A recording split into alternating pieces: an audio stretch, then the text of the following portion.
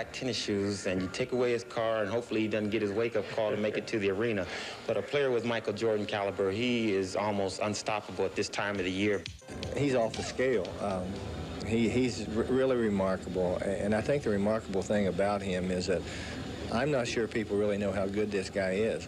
You know, people talk about all the wonderful things, and they usually concentrate on the fact that what a beautiful dunker he is. If he didn't dunk a basketball, he would be as great as anyone that ever played this game. The uncanny ability to be able to create shots and hang in the air, and he's a warrior, he's competitive. There's just nobody like him. I think he's the most outstanding player in the game. I don't mean he's the most valuable player in the game, because I think we have him. It's a great feeling to know that your team has confidence in you and that you're going to get the ball in those situations, and you really want the basketball.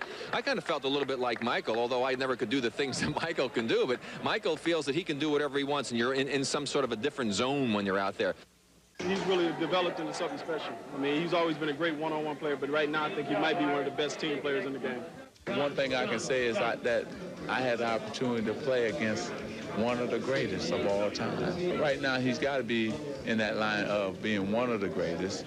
And if he keep on going the way he's going, you know, he's going to make them bar conversations a lot harder. This guy's the best defensive player in the league. He's the best offensive player, and he's the best competitor.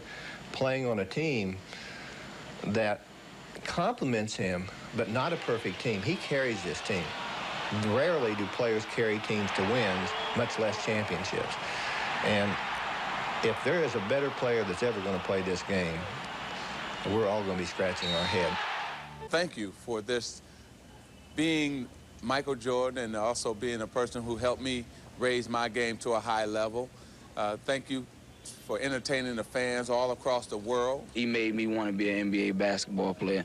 And, you know, just to tell him, you know, thanks for everything he brought to the game and opened the door up for the rest of the players. He's undoubtedly the greatest player in the game.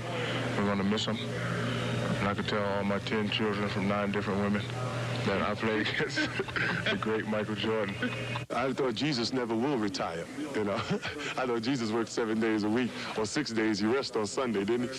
Well, Michael Jordan played on Sunday. He does so much for younger guys like myself. You want to strive to beat the best. Now the best is leaving, so you still have to get pumped up in some kind of way and see which next person can come over and try to take over his reign. He's doing what he wants to do. And if that's what he wants to do, my respects go to him. He had a great career.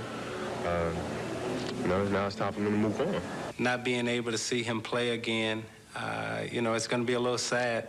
It's like when Magic retired for the first time, and you knew that you never was going to see the no-look pass. I know that we're never going to see Jordan flying through the air dunking, and that's a little sad. Michael Jordan does the things that we all just dream about. Here's a person who, through hard work and perseverance, is able to act out all of our dreams. There hasn't been a guard come in the NBA that has been able to turn the team around totally in the history of the game. Gotta find a way to stop Michael. Coach! Yeah. It's 6:45. You got 45 minutes of game time. Yeah, all right. Surprised you didn't try to tell me how to stop Michael. Or how good he was. I remember how good he was. After all, I was the assistant coach Michael's rookie year, and I remember how explosive he was.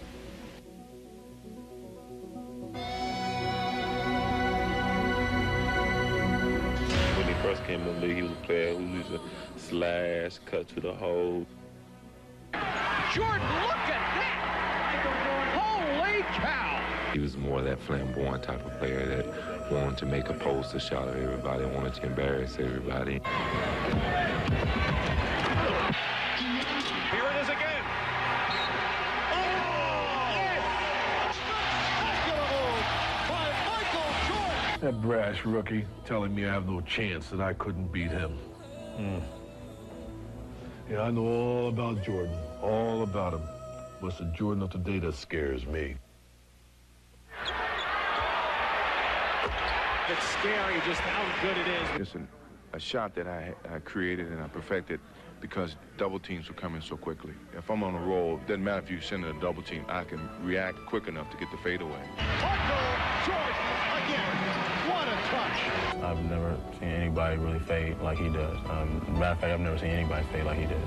Jordan setting it up on Cheney.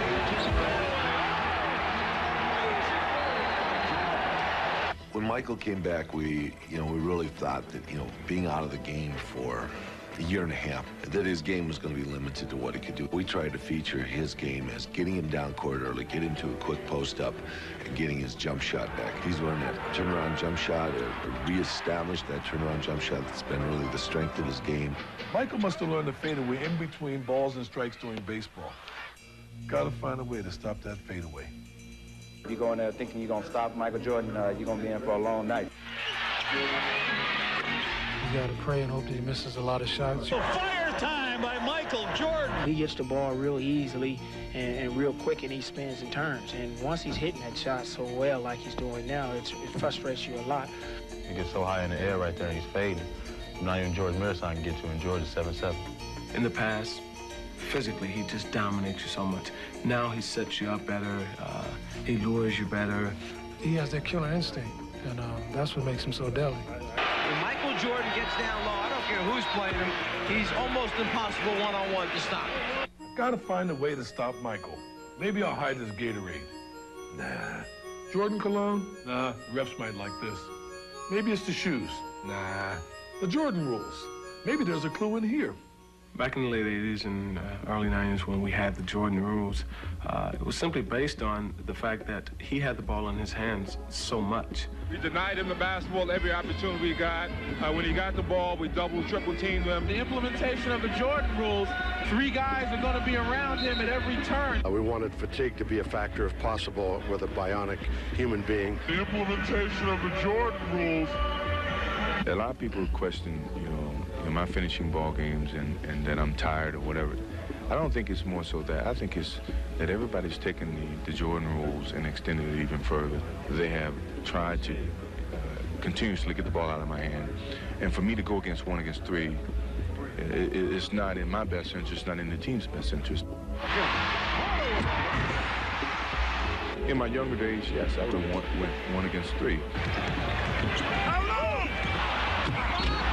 But in logic terms, it's easier to move the ball around and hope that someone's going to make this defense pay. During the Jordan rules, they weren't running the triangle offense, and what the triangle offense did was it does not allow you to double him as much because there's constant movement now. That's why I think he's still as great as ever, because you have to play him one-on-one most of the time now.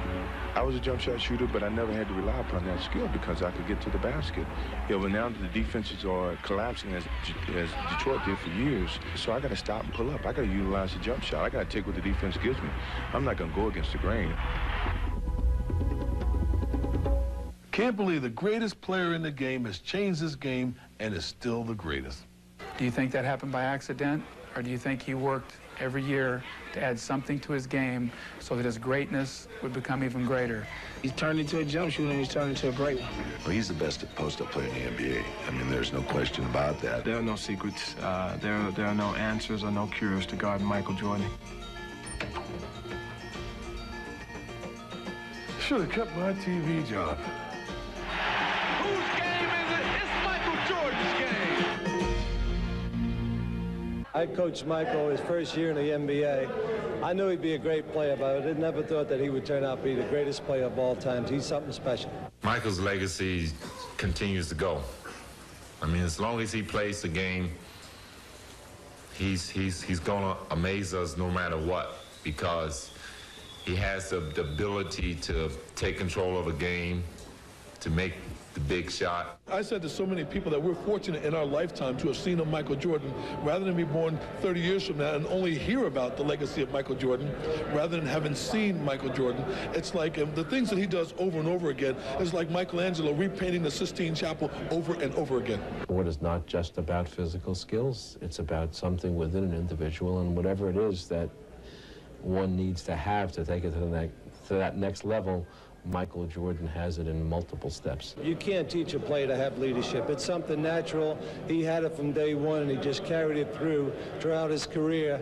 And I think it was more evident in Game 5 against the Jazz than I've ever seen by leadership. When you go back and you talk to your kids about, I played with Michael Jordan, what will you take as the play or the game that really defines what Michael Jordan's all about? I won't even talk about the plays or what he's done. What I'm going to tell my kids about is the sheer will to win and the unflappable, unshakable confidence and arrogance about him.